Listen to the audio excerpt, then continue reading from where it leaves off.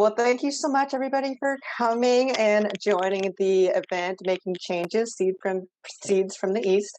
The Universal Asian is an open and safe online platform aiming to provide inspiration to Asian adoptees and immigrated Asians around the world. We strive to mainstream discussions on any and every topic that helps make our community of Asian voices universally heard. It is our aim to bring people together, so please feel free to reach out to us if you would like to be interviewed or want to share something of your own or collaborate on a future event. Okay, so I am A.D. Herzel, and I am the creator of the Seeds from the East Korean Adoptee Portrait Project. And with me today are Lisa J. Jackson up in my right corner, and over on my left are Wilder Hart. And do you guys want to just say a quick hello and where you're from thing? Hi, my name is Lisa. I currently live in Miami, Florida, and I um, was adopted from KSS, Korean Social Services, in Seoul, Korea in 1969. Hi, my name is Wilder, and I am in Augusta, Maine, and I was adopted from Holt, or through Holt, from Seoul in 1960. Okay, thank you. And also, I just want to mention Lisa Kim is here, and she's also part of the project. And Melissa Gellix is also part of the project. She's one of my participants, and her portrait actually is the one that I just finished. Lisa was one of my first ones, actually. So I'm just going to get started by showing the video that gives you a good introduction to the project, and then we'll talk a little bit after. Hi, David and Nadine. Thank you for coming. So I'm going to share my screen.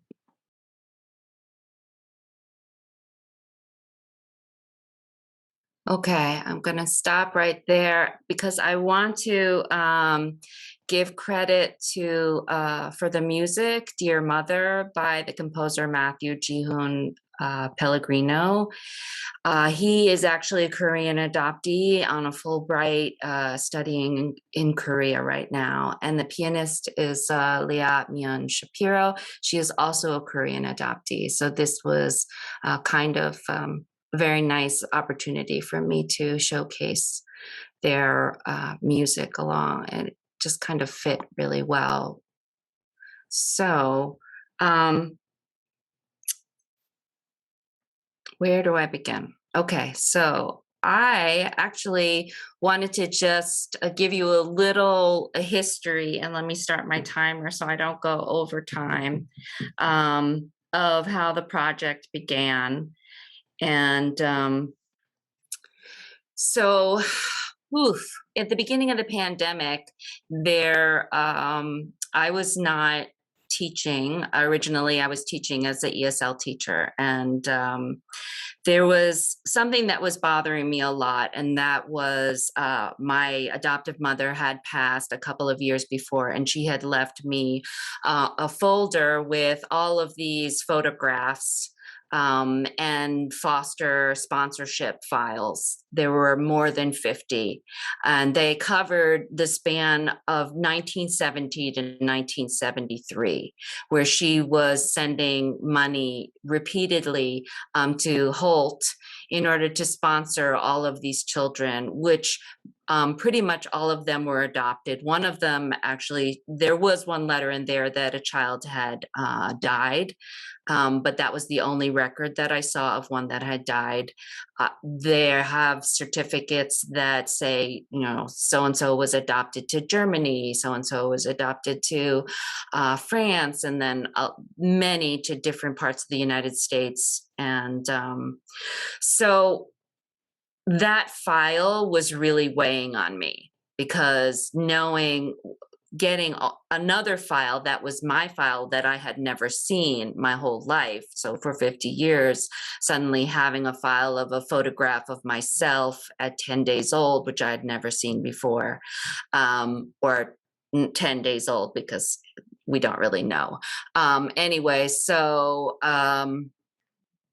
understanding the limited amount of data I had on myself and what other adoptees have, it really weighed upon me that I had all these files. And I felt like I needed to do something about them. I needed to, share them, find out who they were. And so I started the Golden Ticket portrait, and I'll share that. There we go. Okay, so the Golden Ticket has about 50 of these portraits, and then I just did one after the other.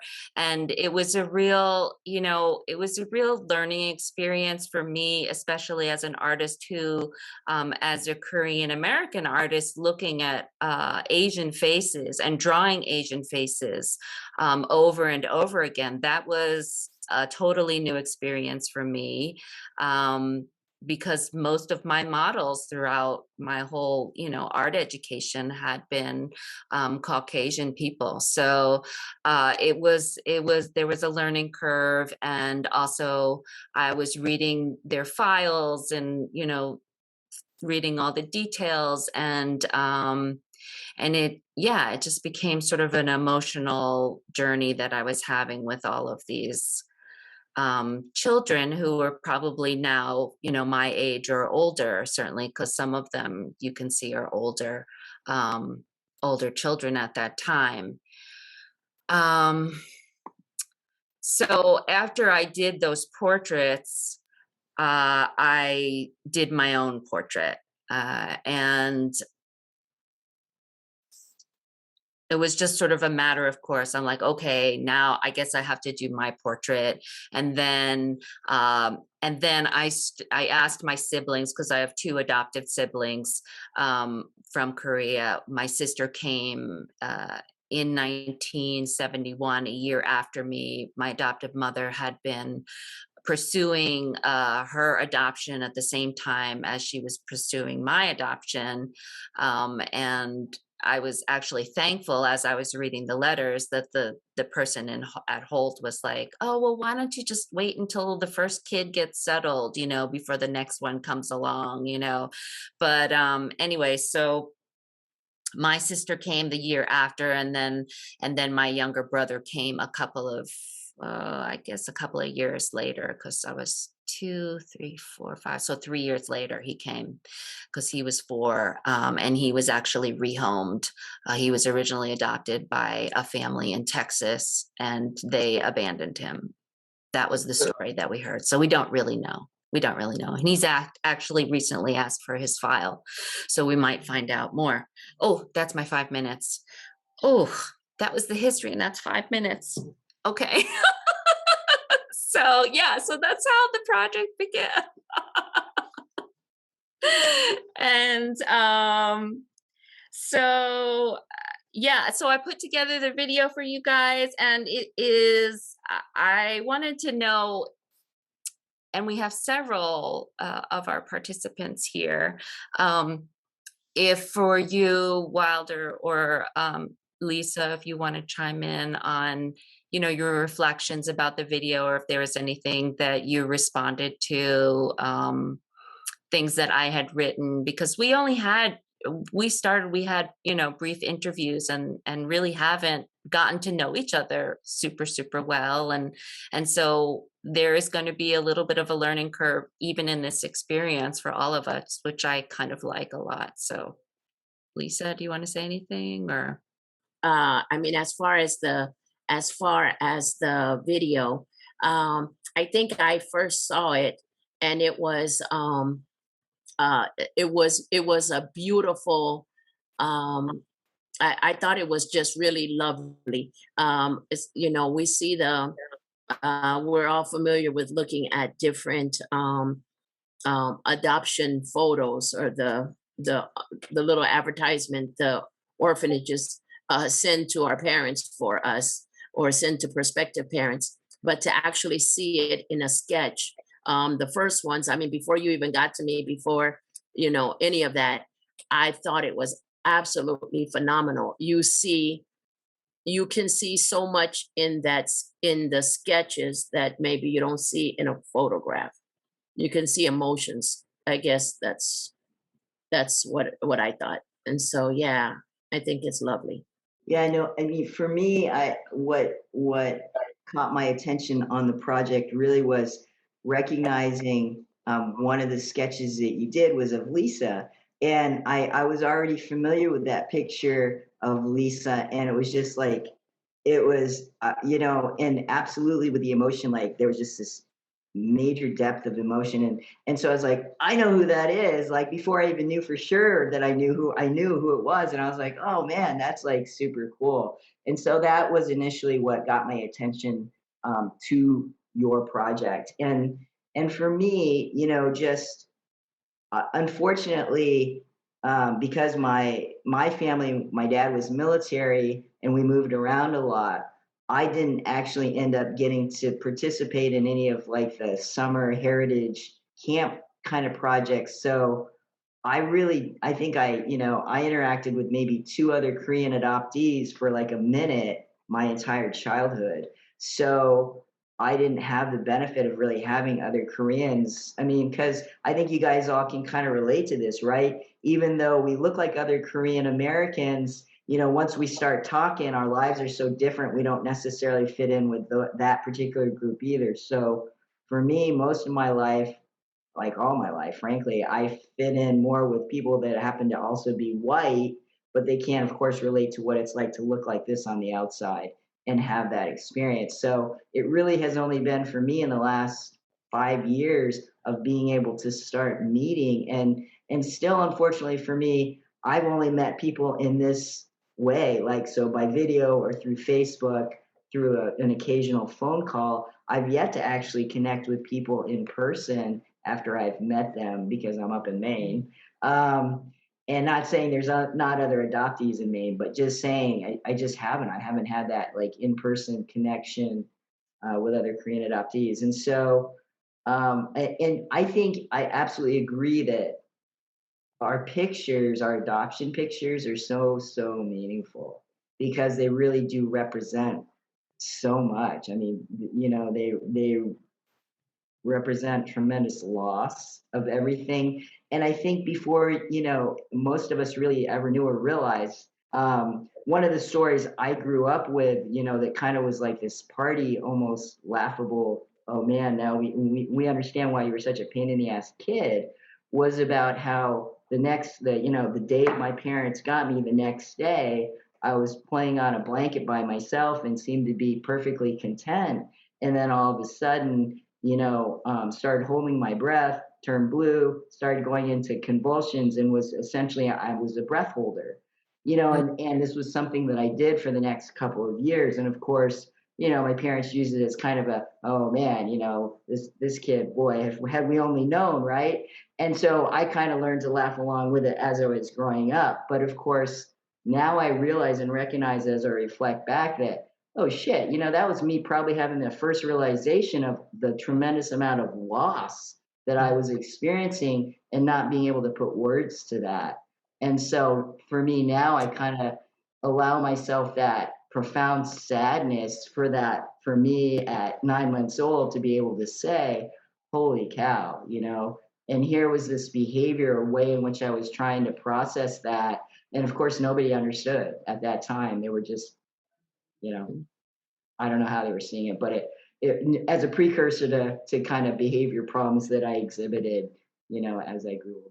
So Well, you know, what's interesting about that behavior that you're mentioning is because in the health assessments, that is one of the markers that they indicate whether the child was a breath holder. Yeah, it's one of the behaviors that they looked at. So, you know, I don't know if your adoptive parents never got that foster care report, you know, to say that these were your kinds of behavior. I mean, there were plenty of things when I found my file that, you know, behaviors and things that I didn't know about. that I used to do.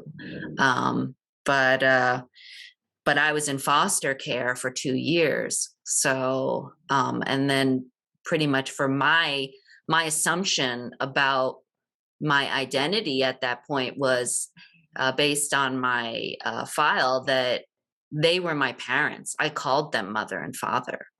So for 2 years, like there's a reason that when I was in the family that I was in the United States, that I always had the sense that this was a mistake, that I had another family and that I wasn't supposed to be here.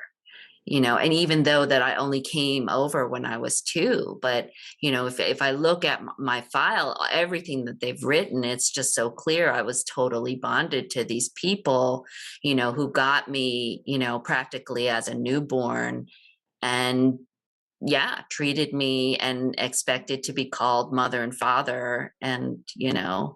And I had that kind of relationship. I mean, she even nursed me. Like, they talk about that in the file too. Like, so yeah, that's a huge, yeah, that was a little bit of a revelation that I had never, known before. But, so, Lisa, how did you come to the project? Why did you volunteer to be part of it? Lisa J or Lisa Kim? Yeah, Lisa J. um, as I said, I thought it was, I thought the portraits were beautiful. And I volunteered to, hey, take my picture and see, and it's a picture that I've seen. As I said to you before, each of us have a different. We're all adoptees, all Korean adoptees, but as many of us as there is, each of us have a different story, and of course, my story was I was actually with my mother, so it's so apropos that you actually drew my sketch with my mother, because my I do have a standard, I have a standard adoption orphanage photo, but I think the one that I love so much is just the picture of my mother and I, and then when you started doing the sketches, I remember the first time that I saw it, I just broke down and cried, because to me, as I said, the pictures are beautiful, the actual photographs are beautiful, but when you actually sketch it, I feel like you capture the essence of the innocence of the child who didn't know what was happening. And that's the case, I think, with most of the pictures. The children are innocent; they don't really know what's happening. And then the love of the mother. In my case, you have me with my mother. I mean, contrary to all the things that people were telling me once I got to the United States, and all the things they've said to me as I was growing up, that your mother didn't love you. Well, my goodness, she got rid of you. She wanted to, send you away. But it really took a profound amount of love for many of our parents, many of our mothers, to make the sacrifices that they did. And so I think that that's what you see in that picture. You see a mother who really didn't have a whole lot of options when it came to the life of her child. And with me, with a brown skin, and even though, at 5, I was very light skinned, but a brown skinned baby is a brown skinned baby, and I would not have been safe. I would not have been safe in Korea. And so she really did what she had to do. And so that sketch to me is very touching, because it shows that we weren't throwaways.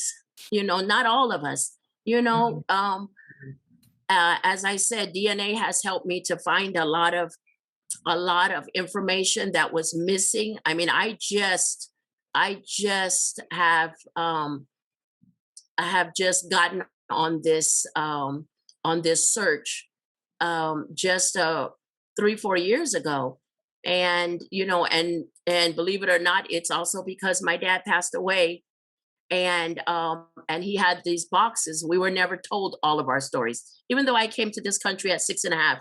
You know, you don't know. As a child, you go with the flow. And when I found the box, you know, several years after my dad passed, because I refused to look at any of his things, I was so heartbroken that we lost my dad. And so when I got to look, I found my adoption paperwork, and I found my mother's name. And just finding my mother's name meant so, like you couldn't trade my mother's name for $1 million for me. You had a stack of $1 million, and hey, this is what your mom's name is. It's that invaluable to me. And so that started me on, you know, and the whole file from the orphanage, and my dad had all of that. And so, you know, one thing led to another, to come to find out that, you know, she was really trying her best to keep me in Korea. And it was so many other things that came against her, which is why she had to let me go. So that portrait, thank you, Amy, is really, I think when you look at the eyes, like you captured the eyes, she was an elegant woman. So that's another thing, contrary to things that we heard growing up, that our mothers were these horrible people and they were a piece of trash. And I mean, I've heard it all. And when you're told those things as a child, you start to believe it.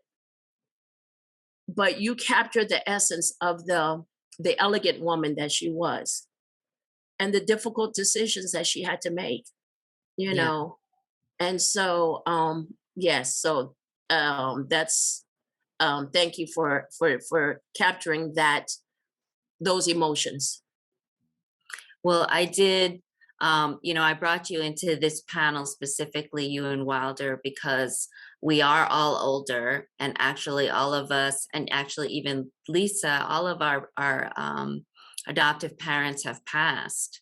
We're at that point, and I don't think it's, you know, uncoincidental, you know, that, you know, even at this age, you know, we're still, you know, navigating this through our lives, because it doesn't stop.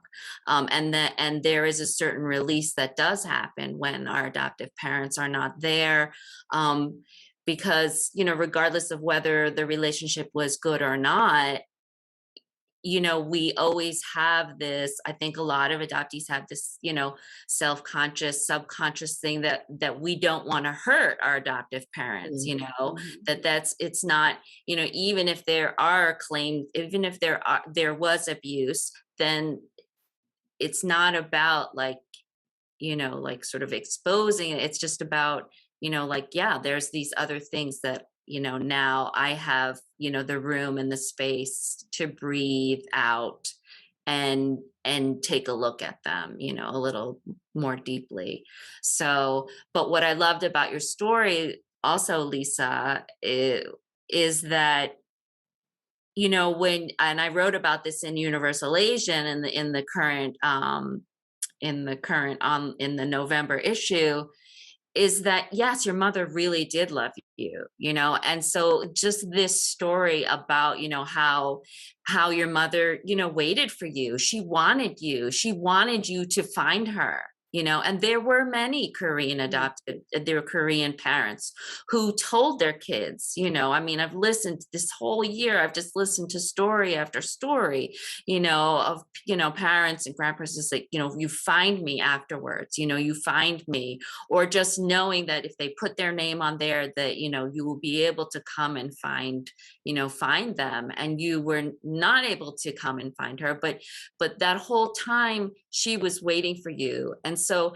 that idea that there would be a birth mother out there that was waiting, that had love, and that had a certain, possibility for reunion, was not something that I really ever thought about, because I always thought that my birth mother was dead. That was, that was the thing. I just accepted it, that, oh yeah, she's dead. And I don't think about it, not that I didn't think about her, or not that I didn't, reach out to her very often as a child, but I never expected her to be alive, and I never imagined that I wanted to find my birth family. Like, that was not a thing. But after, we talked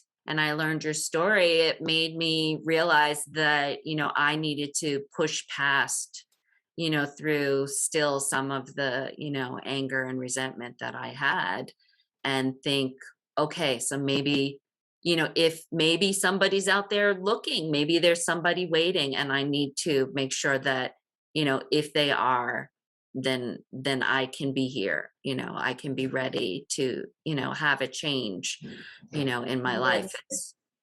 And that's what we ended up finding out. We ended up, I guess, just through all the teen years and, in my 20s, just from hearing all the things that people tell you, you're like, no, I don't want to see them. I don't, because, why would she give me away? Why would any mother do that? And so you just have that negative connotation. And, and then in fact, when we did in 2017, go on our trip and find where she had been, my mother never moved out of the house where I was born, because she said she would not leave in case I ever came to find her. And so she passed away in 2014. And in her latter years, she never got past 1968, 69. So, she literally, I mean, she was 80 when she passed away, but she died of a broken heart, basically, waiting on her child. So yeah, that's a hard pill to swallow. If only, but I mean, life is what it is. But if only, so if and I know Linda is here, and I'm not wanting to take Linda's spotlight, but if only we do that, I don't know if searching DNAs, whatever, because my God, especially that you mentioned that we're all, I mean, I'm 59. My mother passed away when I was 52, 53. So, as we get into our 50s and our 60s, our moms are 80 something.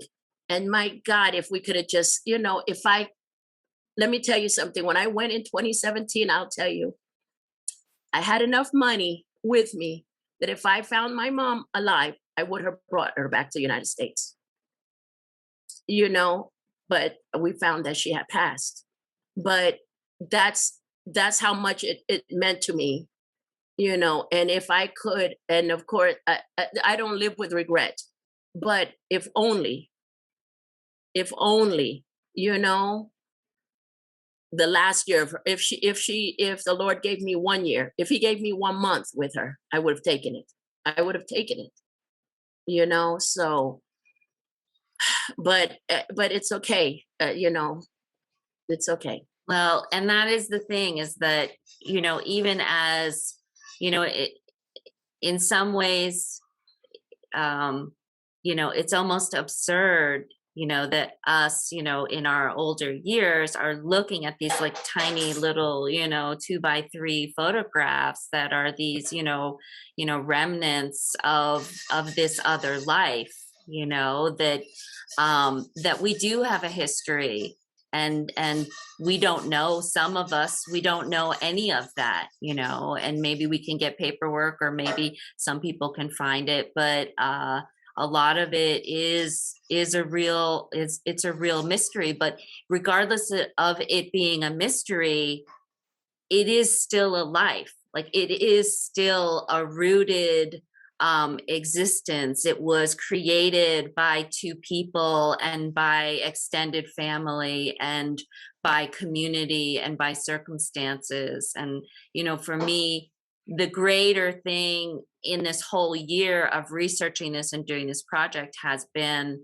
you know, really understanding the historical trauma that all of our birth families have been through, that regardless of whether I was born in 68, you know, and the war ended in 53, if you think about my mother, my birth mother, you know, was she in her 20s or younger, she was still a child from the war. You know, her grandparents, her parents lived through the war or didn't live through the war. You know, all of us are so, you know, regardless of that, you know, decade of generations, we're so still linked to all of the trauma that happened, and, you know, the hard choices that so many of them had to make, you know, we couldn't even possibly, you know, understand. Or so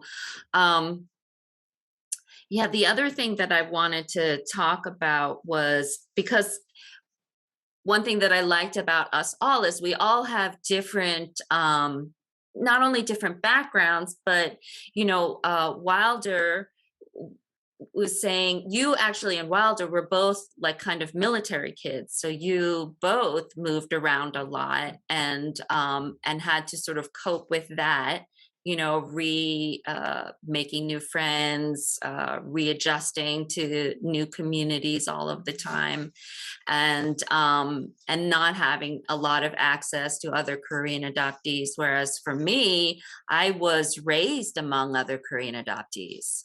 And that is kind of rare. I mean, and the thing is that my adoption came, it really was rooted in that whole evangelical movement, because my adoptive mother even came to the religious community that she came to, in part because they were knocking on the door, saying, you know, oh, well, you know, you want to join this church, and it was a Lutheran church originally, and then they were all, you know, working to adopt all of these Korean children.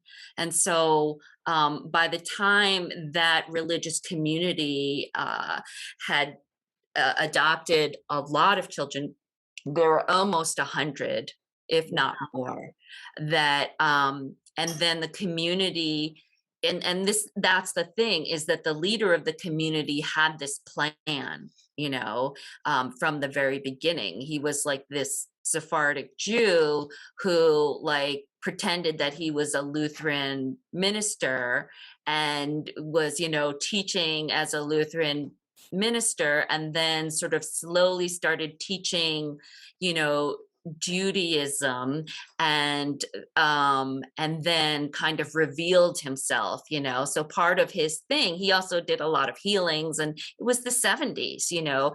A lot of the people in the community were Vietnam vets and hippies, and it was a real like, it was a it was like a super religious community. But he revealed himself, you know, when I was in first grade, and said, well, actually, I'm a Jew, and I have this mission, and God's told me to like create this community and create a family, and adopt all of you, you know, into my family. And so then he created this whole dynamic where he was teaching everybody conservative Judaism, and I was put in private school to sort of be indoctrinated in all of that. But it wasn't just conservative Judaism, it was also Kabbalism. It was also, Gnosticism. It was also, the books of Revelations. It was the Apocrypha. I mean, he just like threw it all in there. And we were in private school and we had religion class and I was learning Hebrew and I was learning all of it. And then at the same time, he'd like throw in like this like trashy novel to read, that would teach us about like the Inquisition. So like I grew up with this sense. On one hand, I was surrounded by other Korean adoptees and we were sort of empowered in that. It was normal. But we were also kind of, we also had this like mission, right? That we were going to save the world. There was going to be the great apocalypse and we were chosen. And, so it's just like all of these ideas of Korean adoptees who, want to feel like they're belonging. I did belong. I was in a community, and then the community like dissolved because there was a huge sex scandal and all of the usual things that would happen, and it was all about the money, and and then the leader ran off to California, and but yeah, that's a movie. That's a movie. Yeah. But then I didn't realize the truth until I actually met an actual Jew, when I was in college and we started talking religion. And he's like, that's not Judaism. And I was just like, what are you talking about? Like, I know all this shit, like I was like a sponge. I was like, and, we kept kosher. We kept the Sabbath. We did everything. We was like, my mother went to mikvah, which means, I wasn't allowed to touch any of the men in the house when I had my period. Like we were like full blown conservative. Yeah. And I didn't realize any of that until, but at the same time, they were just, it was just crazy anyway. But I think, when I've heard that there were, that for Harry Holt, who went to Korea, there was just that whole movement of, evangelical adoption. It was about putting, kids in families of God and families of Christian families and they missed the boat on that one. Yeah.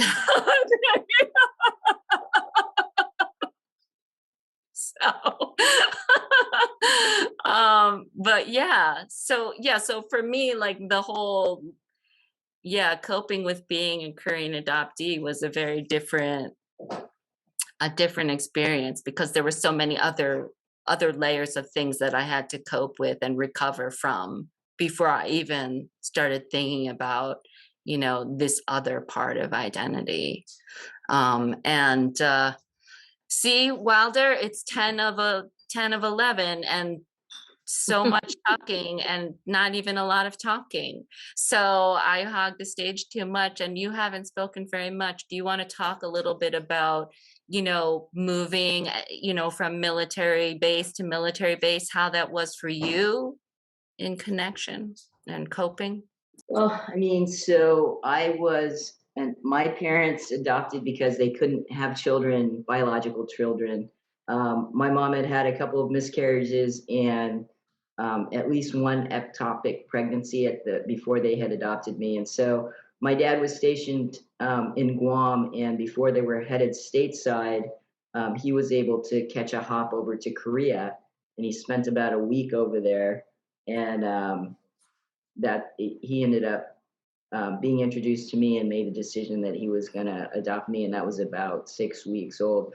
One of the things that's noteworthy for me about the picture is that if you saw a picture of me when I was 6 weeks old, I was pretty sickly. I actually had bronchial pneumonia 3 times before I got to my parents, and I spent about a month and a half in the hospital total time before I got to them. But as you know, the picture that you did of me, I'm looking pretty portly. I mean, I'm pretty stocky. So, it's a great argument for rice milk, man, that you can survive on that shit. And it can fatten you up really good. Anyway, but so only child, my mom continued to try and have children was pretty sick physically and emotionally through a lot of my childhood, trying to kind of get through that. And of course, it was during a time when people, I mean, I don't know that they're sympathetic to it now, but they really weren't sympathetic to women experiencing miscarriages and having those kinds of, experiencing those kinds of losses. So needless to say, she had a lot of depression. She had a lot of hormone stuff going on. And I think, when you're a child, you want to caretake your parents, right? And so here I am, this kid who had my own emotional needs, if you will, but really didn't feel comfortable to be able to rely on mom to be able to get those needs met. And so with that dynamic and moving around about every 2 years, and of course looking like this, and my parents looking like the way they look, and so always kind of having to be subjected to those questions of, oh, who are your real parents? Do you know any of this? Would you like to, that whole barrage of questions, all the basic, racist comments that we got to have fun with when we were younger. And then also the stereotypes, right? Of, do you know karate? How good are you in math? Those kinds of things. And then being able to use those when we needed to for protection, right? Because I remember this one time, of course, do you know karate? And so protection. Yeah, I know karate, right? I didn't know karate. My parents weren't going to let me do karate because, I was assigned female at birth. So, the kids got the biggest kid on the playground to come up and they're like, all right, show this kid, do your karate on this kid. Well, so I faked it, man, but I elbowed him in the stomach, and of course he doubled over, and that was good enough. I mean, it worked at the time. I survived. But yeah, of course, the older you get, the more difficult it is to have those relationships disrupted and kind of continue to try and be the new kid and navigate being different and trying to fit in, right? So for me at least, the older I got, getting into middle school, I went through 3 different middle schools and 4 different high schools. And it was tough. It really was. And even though at one point, I actually was in Hawaii, which was a really good time to do it because, let's face it, really it was the only time where the majority of people I was surrounded by kind of looked like me in some way, shape, or form. Of course, they weren't all Korean, but they were definitely much more Asian and something else than anywhere else here in the country. So that was really a good experience for me in terms of saving my self-esteem, I think, in general, because otherwise my self-esteem, in terms of looking like this, really hated it, right? I wanted to be blonde hair, blue eyed, and not have these eyes for most of my life because it wasn't considered to be the favorable way to appear, right? I can tell you one of the healing moments for me as an adult now is to finally realize and see Asians as physically beautiful, right? Because growing up, my mom always said, oh, these kids are mean to you because they're just jealous of you. And, of course, you brush that off like, what are you smoking, right? Obviously, these people are not jealous of me. They're picking on me because I'm this. But, one thing I can say that I appreciate is I finally can say, gosh, I can pick out an Asian celebrity and be like, that's the one that I find most attractive. And I had never been able to say that up until a few years ago. And, I think we all can kind of relate to the fact that it's just in the last couple of years where we really are seeing Asian celebrities, right? Kind of much more so representing. Otherwise, I grew up with we had Connie Chung and, we had 2, right? Connie Chung, and I'm trying to think who was the other one. Somebody help me out. But there were so few and far between, right? We just really didn't have that. So yeah, it was lonely, Amy. When I think back on my childhood, the only happy times that I can think of were I'd come home to Maine for summer. We had a cottage on a lake, and it was happy for me because I got to play by the water all summer, and I get to spend some time with my cousin. It was really the only consistent other kid in my life. But for me, when I think about my childhood, it's just this sense of loneliness, really loneliness, and not feeling like I fit in and not feeling like I had any type of emotional support. And certainly the last thing I was going to do was try and accept, if you will, or try and even acknowledge the fact that I was Korean, because that was we were kind of raised to try and assimilate that. That was the idea, right? If we just pretend that doesn't matter, then it's not going to matter and nobody will notice and everybody will treat you the way they get treated everybody else. But of course, we know from experience that people see how we look on the outside, and people outside of that close circle treat us accordingly. So Wilder, for you, you were living as a gay woman for a long time, and when did that, like, when did you sort of come out with that, and did that change, like, how, I don't know, how other people interacted with you, or, you know, how, like, for me, it's always about safety. Like, did it change your sense of safety in society? Yeah. Yeah, so I mean, it's a great question, Amy, right? Because for me, when I kind of was trying to figure out identity, right, the gay female thing was kind of like at the time, well, okay, this seems like maybe this is the better fit, but it never really felt right. Like it was anything female was always kind of like, "Ugh," right? But it was because I never realized, transgender was not something that was ever talked about, like ever around me. So I didn't even know what it meant.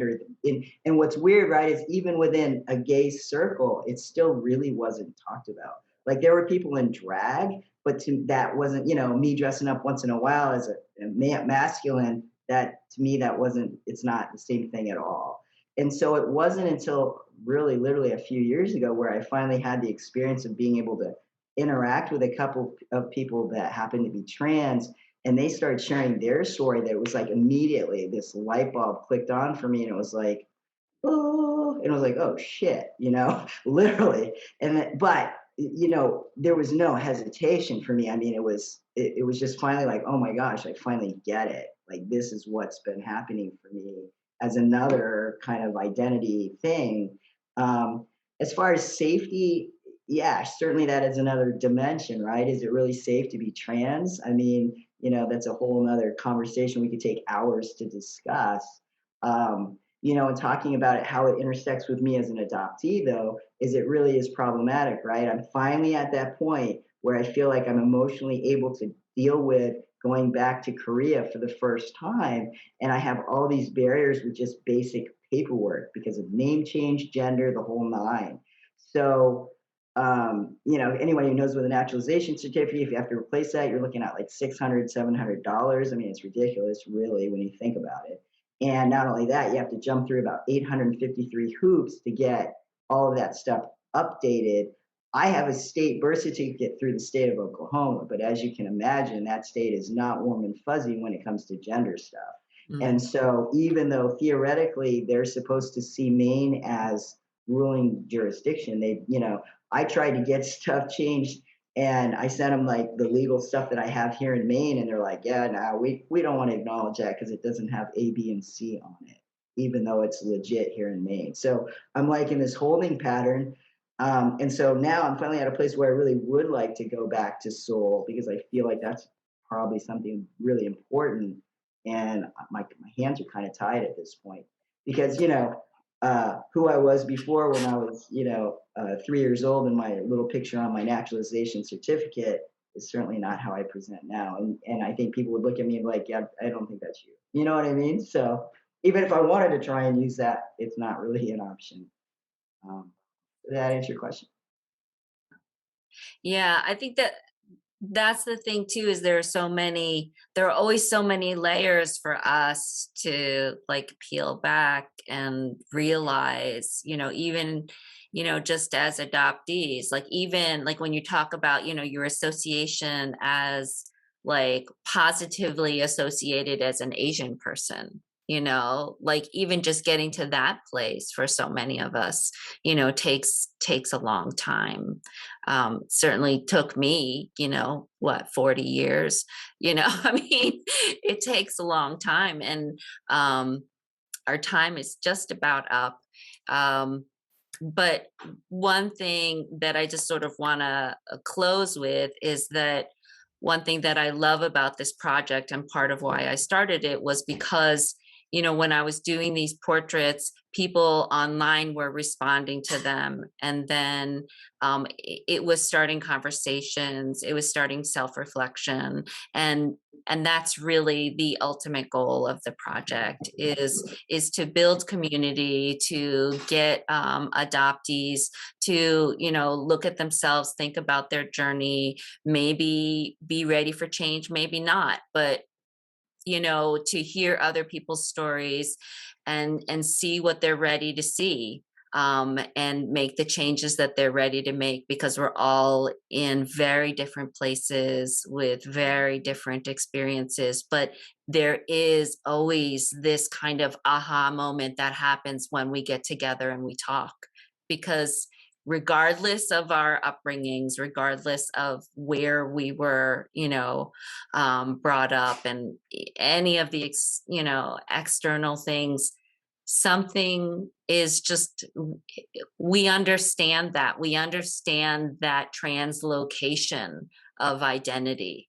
that, what it means to be, and I like to think of it this way, what it means to be raised by foreigners, right? Because we're not the foreign person, right? If you think about us as not being the foreign person, you think about the family as being the foreigners. We're brought into these families and we're raised by foreigners, and all of the things that we have to do to cope, and survive within that environment, shape us in very similar ways, I think.